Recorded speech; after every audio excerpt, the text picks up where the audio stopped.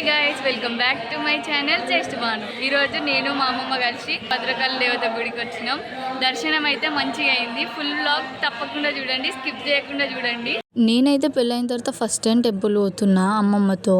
ఎందుకంటే మా అత్తమ్మ వాళ్ళు క్రిస్టియన్స్, కానీ నన్ను అయితే రిస్ట్రిక్ట్ చేయరు గుడికి పోవద్దని. నేను అత్తమ్మ వాళ్ళ ఇంటి దగ్గర నుంచి అమ్మ వాళ్ళ ఇంటికి వచ్చినా అని తెలియంగానే మా అమ్మమ్మ వచ్చింది నన్ను చూడడానికి.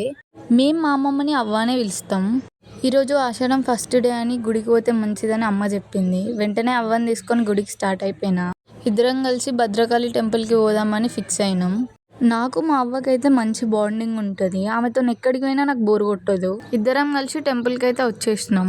నేను భద్రకాళి టెంపుల్కి రావడం అయితే ఇది 5th టైం, కానీ నాకు ఇట్లాంటి ఫీలింగ్ ఎప్పుడు రాలేదు. అవును, మీలో ఎవరైనా భద్రకాళి టెంపుల్ చూసారా? దేవతను చూసినప్పుడు మీకు ఎట్లా అనిపించింది? నాకైతే అట్లానే చూస్తూ ఉండిపోవాలనిపించింది. చాలా అంటే చాలా పవర్ఫుల్ దేవత. ఈ టెంపుల్ని కాకతీయుల పాలన కన్నా ముందే బిల్డ్ చేశారు.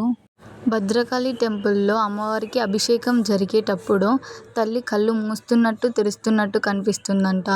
ఇంకా మనం ఎక్కడి నుంచి చూసినా అమ్మవారు మనన్నే చూసినట్టే కనిపిస్తుంది. టెంపుల్కి అవ్వ నేను ఇద్దరమే పోయినాం కాబట్టి నా క్లిప్స్ అవే తీసింది. నేను లాస్ట్ టైం వచ్చినప్పుడు చుట్టూ చెరువు ఉండే, ఇప్పుడైతే అట్లేం లేదు. మేం టెంపుల్లోకి ఎంటర్ కాగానే గజస్తంభంకి బొట్టు పెట్టి లోపలికి వెళ్ళిపోయినాం. నేను వచ్చిన ప్రతిసారి ఒక్క ఫోటో కూడా దిగనీయకపోయేది.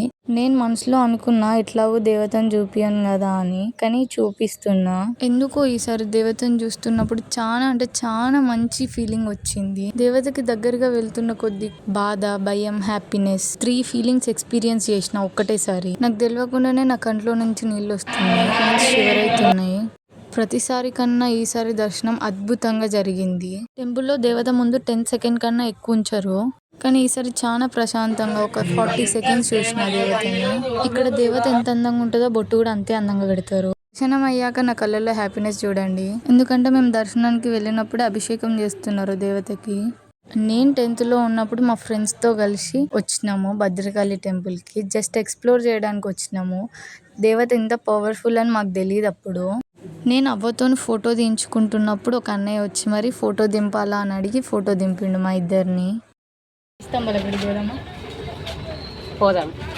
వేయిస్తంభాల గుడికి పోదామని అసలు ప్లానే లేకుండే. భద్రకాళి టెంపుల్ నుంచి బయటికి రాగానే అవ్వని అడిగిన వేయిస్తంభాల గుడికి పోదామా అని. ఆమె క్యూట్గా పోదామన్నది.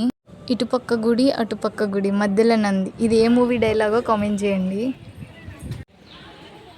వేయిస్తంభాల గుడికి వచ్చినాం.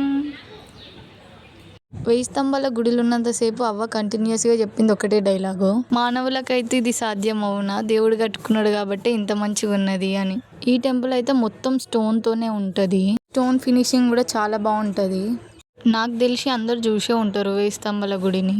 1000 పిల్లర్ టెంపుల్ ఇంకా రామప్ప శివుడే కట్టుకున్నాడు అని చెప్పింది అవ్వ. ఇంకా ఈ 2 టెంపుల్స్కి స్వరంగం కూడా ఉన్నదంట.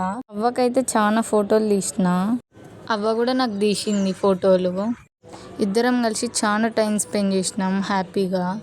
చూడండి హీరోయిన్ ఎట్లా నడుచుకుంటూ వస్తుందో.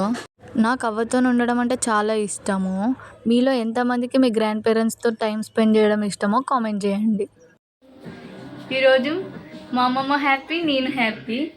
ఇంకా మీకు ఎట్లాంటి వీడియోస్ కావాలో కామెంట్ చేయండి.